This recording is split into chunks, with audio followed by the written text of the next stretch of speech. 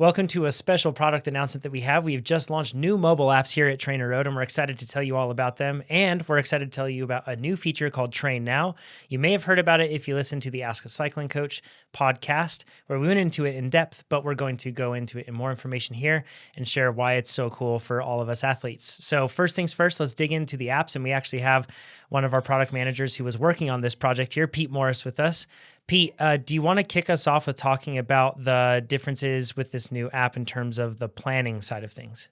Yeah, so we really wanted to focus on how you use the app on an everyday basis, and we wanted to make sure that you could do the planning that you're used to doing with your training. So we wanted Plan Builder to be kind of the base that you always have. So you're building things off of your Plan Builder plan. And then from there, you're able to edit, change days, delete workouts, anything you need to do from the calendar, you can do it all within the mobile app now, which is awesome. Pete, what is Plan Builder? Plan Builder is what we use to make sure that you get the right plan for your event or your training period. So since we enable you to put in everything that kind of determines how you train, and it fills in all of the answers for you, and it gives you the perfect training plan based on what we know, which is, it's pretty amazing. So you put your races in, and then it will build a base build specialty blocks depending on how what the races are and how that happens over time. Yeah, and how much time you have, which is pretty important. You know, like if you only have 8 weeks or 10 weeks, you're going to get a much different plan than if you have 28 weeks, which is pretty cool. And True. previous to this, it was just on the website, and then you could use it also within the Mac and Windows apps. And now it's just really cool that you also have that same experience within the mobile apps, which is super cool. You also mentioned there briefly, Pete, that the calendar functionality. So some people may not know all the things that you can do with the calendar. So what things can you do now from the mobile app and the calendar that perhaps you couldn't do before? Yeah, and so it was, let's see, when you're used to changing things from your calendar, you want to be able to do everything you possibly can do. And so that was really the driving force behind this. We wanted to be able to edit your days. So if you want to swap your Tuesday and your Thursday rides, you can totally do that. If you skip a ride and you want to move it to the following week, you can. If you do a manual, like another workout, like a strength training workout or a run, and you want to mark that as complete, you can do that. You can edit, you can add races, you can pretty much do anything you would want to do to your calendar straight from the mobile apps now. Mm-hmm. You can even add annotations. You can drag and drop all sorts of things. It's cool. It's the full functionality that you can have. It's a really easy to use training calendar that gives you a lot of options that you can do with your training. Exactly. And you can even edit your training plan that's on your calendar. So if you go to one of your training plan annotations, you can change the days or change the volumes, things like that. It's all the stuff you would want to be able to do. Here's a pro tip. What I do is there's all those races that you know are coming up, but you don't necessarily are going to do. I put those as annotations in rather than actual races, so they don't change my training. And then if I find that I want to do it, then I actually put the race on my calendar. But I'll put the whole Northern California crit schedule on that in there, so I'm aware of them, so you're not looking back and forth. And then that gets synced through TrainerRoad on the website to my Google Calendar, so it's on my work calendar, and it's right in the app when I look at stuff, which is pretty cool. That is a pro tip, Nate. And one of the cool things that you can do with that too is once you make that an annotation, an event on your calendar, then Plan Builder can recalculate for you. If that's going to be a significant event that you want to like peak for or anything like that, it will say, do you want to recalculate your plan? And Plan Builder will do that for you. So super cool to have all of that. Should we move into PowerMatch 2.0? This is probably one of the more exciting ones for a lot of athletes that have used a smart trainer and a power meter at the same time. Yeah, and this is one that I think we've been working on for a long time, and it really did. We got it exactly what we wanted. It really did make the experience with PowerMatch just night and day. I feel like the way that if you've ever had any problems with PowerMatch in any capacity, we seem to have fixed pretty much everything. And the best part is, even if you are still having any sort of, if you prefer to make it a little snappier or it's going a little too slow, we have a responsiveness metric within the setting itself, and you can play with that if your PowerMatch isn't perfect. But for the majority of people, it's exactly where it should be. You shouldn't need to mess with anything. You should just get that great experience right out of the box. So those who aren't familiar, let me explain PowerMatch. This is for when you have a difference in power measurement between your trainer and your power meter. And really, if you have a power meter, you always want to have that paired to all your training so it's consistent. So what it does is, let's say there is a 20 watt difference between your trainer and your power meter. And that might be because of drivetrain efficiency loss or It's just not reading the same way. And what PowerMatch does is it adjusts the power of the trainer so that it's appropriate to the power meter. It's kind of like having your power meter drive the trainer rather than have the power meter internal to the trainer drive it. And what has happened before in the past is when there are big spikes or big jumps, it could take a while for PowerMatch to zero you in. So you could either overshoot or undershoot. And if this happens in a VO2 max interval, oh, you're dying, right? Or you're like, hey, I need to get it up. I need to get it up. So what PowerMatch 2.0 does, I wrote the first code. This is a long time ago. It is way more sophisticated. There's a whole nother technique. It's proprietary, but you can look on a forum on our thread, our thread on our forum, and it shows everyone's like complaining, and then people are like, it just works. It just works, to what Pete said. And that responsiveness setting too, unless you have issues, and that's probably only with some people with very slow trainers, some older or budget trainers, I would not even touch it, and you're probably going to be pretty happy with it. It's a super cool feature, one that is allows you to get the most out of all of those cool tools that we have that we're using when we're training, which is really cool. Native language support. Let's go into that.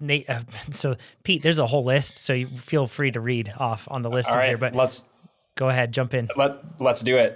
So of course, English. We have Spanish, Latin American Spanish, French, simplified Chinese, traditional Chinese, Japanese, Italian, Dutch, German, Korean, Brazilian Portuguese, Portugal Portuguese, and Russian, which are the top 14 most used languages on TrainerRoad, it was pretty cool to kind of take care of all the people who have been supporting us, even though we've only been in English for this whole time.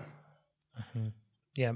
And this is something that we'll continue to roll out. And it's a big focus of ours moving forward, is to make sure that we support all the different languages that we can within the app. One feature that's a personal favorite of mine, Pete, the next one, is that you can share directly to Instagram. you don't say. It's one of your favorites. Some people share more than others. That's true. I'm sorry for oversharing, everybody. But yeah, do you want to let them know how it works, Pete? Yeah. So when you're done with your ride, down in the edit or in the bottom of the panel, kind of the footer of your completed ride, you can see a 3-dot, and then you can share to Instagram directly from there, and it hooks directly into Instagram, shares however you want it to share. And we've got some cool things lined up for that too. But I think just letting everybody know what you're knocking out is good for friendly competition in my book. And there's Instagram stickers now too. So if you search for, TrainerRoad stickers on Instagram. So if you search for TrainerRoad, you can get some cool stickers that Piper made, one of our employees. They're really cool. Mm-hmm. Yeah, they're awesome. I'm sure you can do that with all your Cliff Bar teammates, Pete. Just put them on notice that you're shooting for the A team roster, not the B team. It's sharing That's all your workouts, right? Just tag specifically. Bam, bam, bam, bam. Exactly. Tag them directly. Okay, so the next one is that you can access your devices. And when we say devices, we're talking about your smart trainer, power meter, heart rate monitor, cadence sensor, those sort of devices. You can access those in a really cool way directly from the workout screen now, right, Pete? Yeah, so those are all embedded actually into the workout player. And so you can do all of the normal use cases where you have, whether you want to calibrate your power meter, whether you want to do a spin down calibration on your trainer, whether you're checking to see if PowerMatch, you want to change from resistance mode to erg mode. It's all there. And it's really nice because it doesn't pause the workout while you're doing it. So you can kind of play with things on the fly. It never changes your workout. And you can just confirm that all your devices are there exactly as you want them. It's so easy, and it's something that once you use it, it's impossible to go back. This was requested a lot, is the ability for the easy calibration. So you just, you tap, and you're done. But also the ability to change to resistance mode. This is for those sprint workouts where a lot of times people wanted that a quick changeover. So as Pete said, you can open it up. You're in your 14 minutes of easy spinning, then you switch to resistance mode, meaning that the trainer will drive it. You can turn up the resistance, you can shift and kind of prep for that sprint and get in the right gear. And then you can sprint as hard as you can, and there's no erg holding you back, and you could shift and do all that sort of stuff. Then when you're back in the easier recovery period, you shift back to erg and just kind of spin it out. That's a very good combo to do those really, those big sprint workouts. Mm-hmm. And now it's all easily accessible right from there. You don't have to switch screens and go through that whole process. Super cool. Another one that's a big favorite for a lot of people is the fact that now, Pete, can you explain the workout end time feature? Yeah, so more or less, you're always doing the mental gymnastics to see how long your workout is and what time it is, and when you're going to be able to say, "I'll be done riding the trainer." And so what we did is we just cut that out, and so now you have a constantly updated end time in the workout player, so you can always see when you're going to end. And it does accommodate extended warm-ups and cooldowns, so you know exactly when you're going to be done. And it's probably, I'm hoping it's going to save some grief between various people in the world. We'll find out. But I do think people seem to be generally pleased with that one, which is cool. Helping busy parents world around, right? And if you stop to go to the bathroom or something, the time extends, which is nice. And this feature came from me because I couldn't do the math, or I'd be off by like 10 minutes, and that can be pretty bad when you say you're going to be done 10 minutes earlier and things get planned around that. So very useful feature. For sure. And next one, Pete, we have two more. This one is workout text size. And this is for the in-ride workout instructions, right? So what are the options that they have now? Correct. And so just we have the same thing in Electron, and people have a lot of different setups for their training setups. And so whether your phone is up against the wall, whether you have a TV, we wanted to accommodate everything. And this worked really well on Electron or on our desktop apps, where you can change the size according to your setup. And so we wanted to do the same thing with the mobile apps, because some people have them on their stem, some people have them up on a table, so you can adjust the size of the workout instructions so they're small, medium, or large. And it seems to have, it helps a lot of people with perfecting their setup, let's say, and making sure they're getting the most out of the workout. And Pete's not aware of this, but sometimes people get old and their eyesight isn't as good too. That could be right here. It just needs to be bigger. And this happens to all of us. Correct. So no one in particular, but everybody. Yeah. And that's a very useful feature to a lot of people. So, and it probably will be to some of you people, younger people in the future, Pete. So indirect yet direct. This next one, hold for larger workout intensity increases. So this is the last feature that we're going to talk about here, but this one is really big too for a lot of folks. Very suggested, I think, on the forum.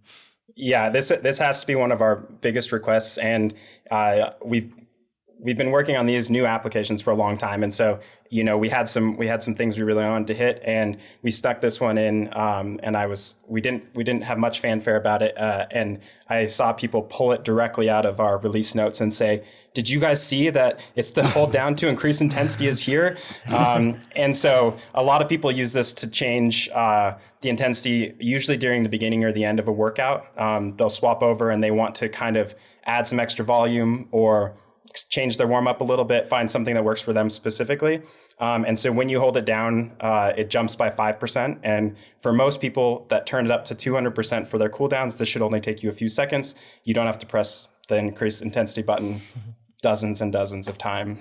100 times. So yes, that's what it used to be. It sounds worse when you say it like that. And we didn't think in the past, we thought, people might adjust the cooldown by a few percent or the workout by a few percent. But what people are doing is adding extra intervals at the end. So when you get down to a cooldown at 50% and you need to double that wattage, you got to hit it 100 times. And that's no good. And then you got to go down 100 times. That's a lot of tapping. Luckily now, as Pete said, you just hold it down. It goes boop, boop, boop, boop, boop. You're there. And you can do your extra intervals if you want to. Now, within the new mobile apps, we have this TrainNow feature, which is super cool, and it's accessible. You just go into the workouts area, and you can access TrainNow there. Nate, can you explain the TrainNow a little bit? We can get into some context, how it works, how people use it. Yeah, through user research and just talking to people, but we did both structured and unstructured, there is a large majority of people who are not ready or at this time don't want to commit to a structured training plan. They can be intimidating. They require some commitment to it.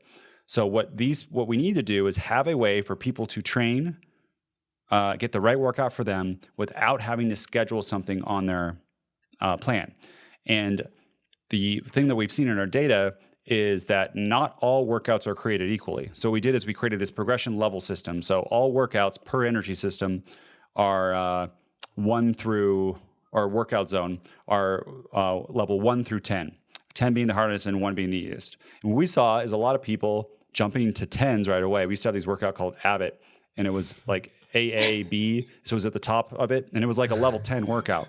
people would do that and they would have, Pete's laughing. It's not funny business. It was extremely hard. I don't think anyone at TrainerRoad would do it because it was, we weren't like far enough in our progression to be able to do it right after the ramp test. So what TrainNow does is takes our adaptive training system that is in closed beta right now, but maybe if you're watching it, it's out by now. It is uses machine learning and coaching principles in order to figure out what is the correct workout for you at this time. So it uses that system and presents you with 3 choices: an endurance ride, a climbing ride, and an attacking ride. And then what you can do is choose the duration. So if you want to have if you have 60 minutes to work out, if you have 45, 30, 90 minutes, you can choose that. And then we'll present you 3 workouts, very simple to choose from, that should be geared towards your fitness level, that are achievable, progressive, meaning that they're slightly above, that pushes you forward, or something that kind of maintains or might even still push you forward a little bit. And then if you don't like those, you hit a button, you can see 3 more. This is a great way to train. You could trade 3 workouts a week. You can do 4 or 5. You can build your own training plan this way if you want to, but it's a little bit more flexibility, and it doesn't lock you into a plan, which again can be for some athletes too much of a commitment at this time in their lives. Yeah. So this is great for athletes, like you said, athletes that for some reason don't have a training plan, athletes that just want to like get workouts to supplement the training that they're already doing or riding that they're already doing outside. And also if you're brand new and you don't want to commit to a plan. Now, Nate, another thing with this too, if we could explain just quickly, you mentioned the fact that there are like 3 categories that the workouts will get recommended in. If a person just like keeps doing these workouts, will it effectively, is it the same as a training plan, or how is it different than if they're on a training plan and using adaptive training? Yeah, so a training plan has a very specific base build and specialty build cycle over many months, and it is designed to increase your fitness and peak it for an event. You will have better results overall with that long term, but you can still get great results with TrainNow, especially but more than if you're just cherry picking workouts yourself. The differences too is in with Plan Builder and the base build specialty cycle, we have specific workout profiles, meaning like types, like a different type of VO2 max or threshold geared toward the type of racing you are. So if you're doing a road race with long climbs, it's going to be different workout profile than say a crit racer like Pete, who needs to be really punchy and attack and repeat over and over and over again. That's all built into Plan Builder. That's not built into TrainNow. Now, I'm not saying you couldn't pick workouts that kind of mimic the kind of interval length that you have to do in workouts. But again, that's all thought of by Coach Chad over time, developing this over, maybe over 8 months in order to be as fast as possible for the plan. So plans are great, but again, if you can't commit to it, TrainNow is really good too. And actually, for the last 3 weeks, my schedule has been pretty up in the air. So I've just been doing TrainNow, and I'm super fun moving forward. I'm actually getting more fit, and then I'm going to come back on a training plan for Cape Epic here in a few weeks, which will be awesome. Super cool option for people to be able to train that for some reason are not ready to follow a plan. And there's tons of valid reasons why you wouldn't want to do that. And this is still a great way to get faster. So super exciting. If you have any questions on any of this, you can check it out in the TrainerRoad forum on the TrainerRoad blog. But of course, the best way to do it would be to download and check out the TrainerRoad app. Sign up, give it a shot, and watch it make you faster. That's what we're all about here. So if you heard about adaptive training, let's mention that briefly here. You can check, and we'll have a video linked down below where you can learn more about adaptive training. But you can sign up for that for the closed beta at trainerroad.com/AT. So with that, everybody, thanks, and we'll talk to you next time. We have some exciting product releases coming your way. Thanks, everybody. Bye-bye. Bye.